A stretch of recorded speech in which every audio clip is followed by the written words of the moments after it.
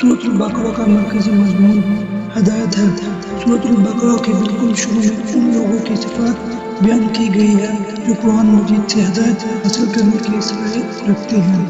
اس سورت میں واضح کیا گیا ہے کہ جس طرح پہلے اللہ تعالیٰ انسانوں کی ہدایت کے لیے انبیاء کرام علیہ السلام کے ذریعے سے کتابیں بھیجتا رہا ہے، اسی طرح اس نے حضرت محمد رسول اللہ خاتم النبیین صلی اللہ علیہ وسلم کو بھی قرآن مجید کے ساتھ مبعوث فرمایا ہے۔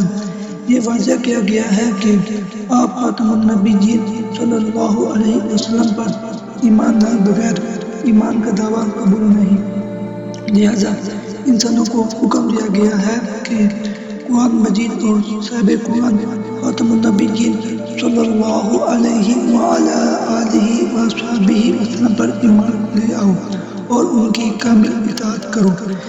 سورۃ البقرہ کے مضامین کو درجہ ذیل نکات کی صورت میں بیان کیا جا سکتا ہے۔ سورۃ البقرہ کا آغاز اسلام کے بنیادی عقائد یعنی توحید، رسالت اور آخرت کے بیان سے ہوا ہے۔ اسی ضمن میں انسانوں کی تین قسمیں یعنی مومن، کافر اور منافق بیان کی گئی ہے۔ حضرت آدم علیہ السلام کی پیدائش کا واقعہ بیان فرمایا گیا ہے تاکہ انسان کو اپنی پیدائش کا مقدر معلوم ہو۔ آیات کے ایک طویل سلسلے میں بنیادی طور پر خطاب یہودیوں سے ہے جو بڑی تعداد میں مدینہ منورہ کے آس پاس آباد تھے۔ اس قوم پر اللہ تعالیٰ نے جو نعمتیں نازل فرمائی اور جس طرح انہوں نے ناشکری اور نافرمانی سے کام لیا، اس کا تفصیلی بیان ہے۔ پہلے پارہ کے قریباً آخر میں حضرت ابراہیم علیہ السلام کا تذکرہ ہے، اس لیے کہ انہیں نہ صرف یہودی اور مسیح بلکہ عرب کے بت پرست بھی اپنا رہنما مانتے تھے۔ ان سب کو یاد دلایا گیا ہے کہ وہ خالص توحید کے قائل تھے اور انہوں نے کبھی کسی قسم کے شرک کو گوارا نہیں کیا۔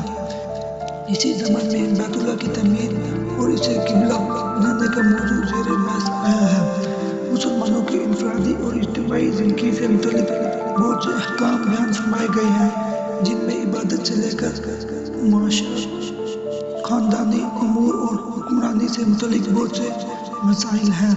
سورۃ البقرہ میں جن برائیوں کی سخت مذمت بیان کی گئی ہے ان میں سے ایک سود ہے۔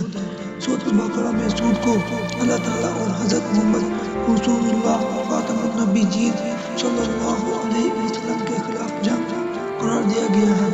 سود ایک ایسی معاشرتی برائی ہے جس کی وجہ سے معاشرہ غربت، سستی، فضول خرچی اور تنگ دلی کا شکار ہو جاتا ہے۔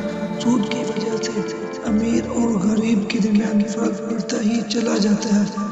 سود ادا کرنے والے مجبور لوگ کئی بار خودکشی جیسا بڑا گناہ کر بیٹھتے ہیں۔